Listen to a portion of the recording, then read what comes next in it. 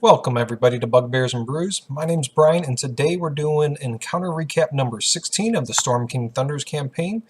So we had our usual 5 suspects at the table and we started off with Moog stopping the charge against the tribesmen that were at the gate of the Eye of the Allfather. From there was a bit of back and forth about what are the tribesmen doing there, and to kind of cut it short, the tribesmen were dicks. They didn't really care much for you guys. They kind of laughed at the idea that you had this little necklace from their tribe. They were members of the Great Worm tribe, but they kind of laughed at the idea that you had this little friend of the tribe necklace. And they really just tried to pass you off as, whatever, we're not going to deal with you. After a couple different lines of tactics of trying to get some useful communication going on, became pretty evident that these guys didn't want anything to deal with you, and so we started off with a lovely fireball from Inigo. So Inigo launched a fireball off at the group, and that did not go well for them, and they quickly from there combat broke out. Some highlights from combat: Trevor playing Naivara did 3 critical misses in a row, which was, we all felt pretty bad for him. And then even once he did start rolling, it wasn't very good. It was like a 2 and a 3, so it was just not his night on the dice. Pavic, Jose, who plays Pavic, also took care of handling Moog in this scenario because I had a lot of NPCs that I had to worry about. So I said, you know what, you deal with Moog. And Moog absolutely annihilated the White Dragon Wormling.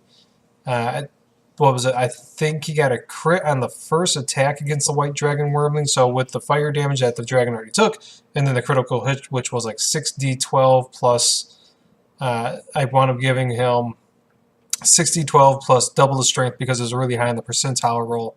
Wound up doing 50 or 60 damage in one hit and just annihilated that thing. Moog also then later critted on a second attack. Moog was just out of terror is what it was. Pavic's dice were, Jose's dice were doing well, and so Moog was just going on a crazy killing spree. At the end of all of it, though, what wound up happening is that all of them died except for one. The shamanistic chick surrendered, and she was kind of a prick from there on out, refused to talk. That was another fun thing that happened was counterspells. The shaman trick, every time she tried to do some spells, Thessalon counterspelled as much as he could, and eventually he ran out of counterspells, and the shaman chick did get some spells off. Thessalon wound up getting quite hurt because of that, thanks to the hex, but everybody lived through it. From there, you guys took a look at the long hallway.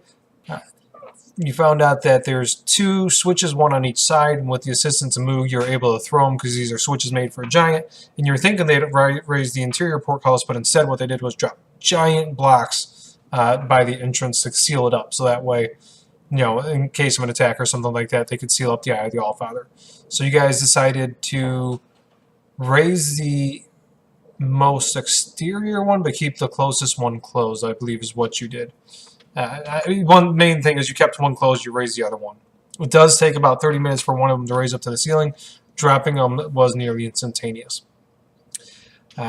Eventually, you guys did move on to trying to get to the door, or get through the door that the barbarians were trying to get through, and after a couple, smacks with fireball, or smacks with picks and that kind of crap, and trying to light it with firebolt, Moog said, you know what, back aside, and broke through the door. It took a lot out of her, though.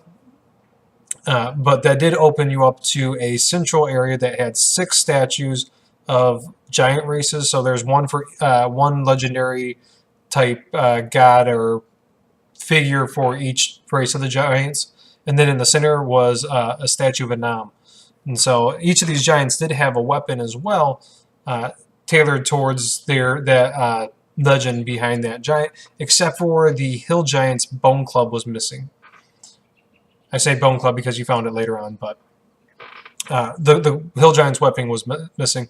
And also there was a portal on the back side of the room, and there was all sorts of runes around it, and Moog wasn't sure what most of the runes were, but she did point out one of the runes, which was a rune for Hill Giant.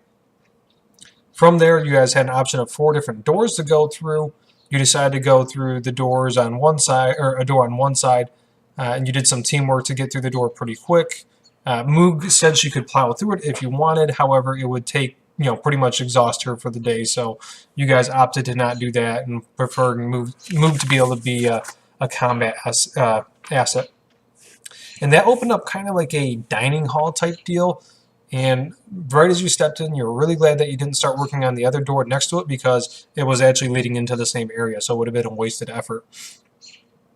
But the dining hall area, it did have some light going on to it. It was a bit dim, kind of like a dim hearth fire going or something like that coming from the center of the room. There's a large object off to the side. After some minor investigation, found out it's the Bone Club. You wound up telling Broomy to go out there because she was super slinky, sneaky, and was able to get to it. However, she could not drag it.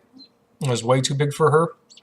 And so when the Nego got out there, tried to drag it as well, didn't happen. But Nego, thanks to his superior dark vision, was able to see a really large creature, which was the Ramirez, or whatever the hell they're called. I always forget the name of it, but the same creature that we fought a couple sessions previously. It was one of those guys. So decided let's try to be sneaky about it and not mess with that thing and try to get the Bone Club out of the way. However, I don't recall how combat broke out with it. I don't remember if somebody distracted it and it got up, and then it started to look around, and it looked like it was going back. However, it didn't go back because at one point, Nivara/Trevor shot off at it, missed the first arrow and hit with the second one. And with that, the creature clearly knew it wasn't just hearing things, and it tried to go on a rampage there. Character-wise, you guys stayed pretty clear of it. You did the same kiting type, keep a distance as much as you could for it. Moog, however, said, you know what, I'm going in there. Mainly because you guys said, hey, Moog, there's a big thing in here, go smash it. And we thought Moog was going to take care of it. However, Moog got the living shit knocked out of her. To the point where I think she didn't have a critical against her, but she did a lot of damage on the first hit, it was like 60 some odd, and then the second hit did her in, and she was technically in the dying death save type mode when she was stabilized. The fight there, it's weird because I expected combat to break out with the Utgard tribe. I did. That's the way I kind of designed the scenario. And then when combat broke out, some people seemed a little upset that combat broke out with that one. And then I designed the way that the Ramirez, or whatever the hell it's called, was supposed to go. That was supposed to be like a stealth type check situation, and you guys opted to have combat on that one there.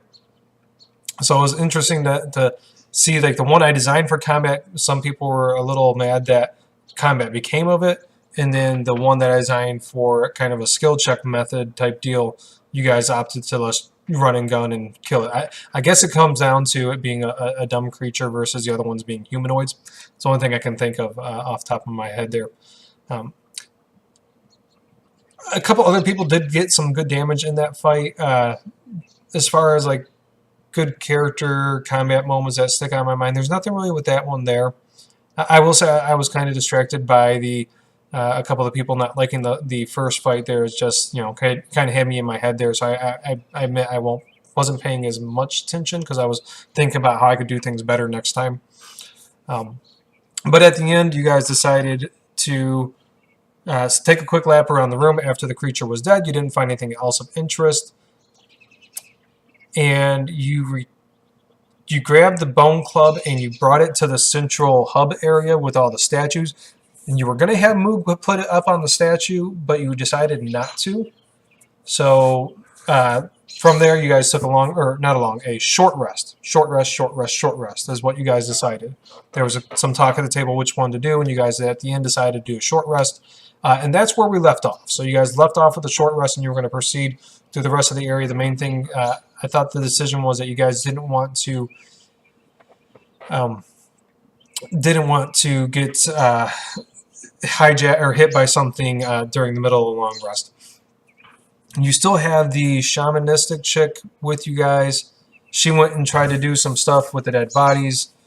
Unsure if she was successful or not. There was a little bit of taunting back and forth between her and Thessalon, which one was the more powerful caster. Thessalon believes that the shamanistic chick is more powerful, but is playing it off as he is.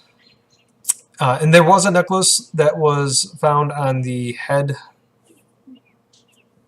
burly shaman or burly tribesman that you guys were going to investigate. So I have some info about that next week there. As far as how this one went, we didn't get as far as I wanted. I think partly because we broke into the combat with the other creature. Not a big deal. I was just really hoping to get a little bit further into the temple, but instead we'll make it probably another session or two. I'm guessing we'll be in this temple. Who knows? But yeah, that's it. I'm sorry it's not the most best recap I've done. However, we didn't do a whole lot. It was 2 combats, a little bit of investigation in the room, and some debating on how to rest and that kind of stuff there. So as a table, we didn't get that much done, so you had a little bit lesser recap. So talk to you guys on Wednesday. Bye.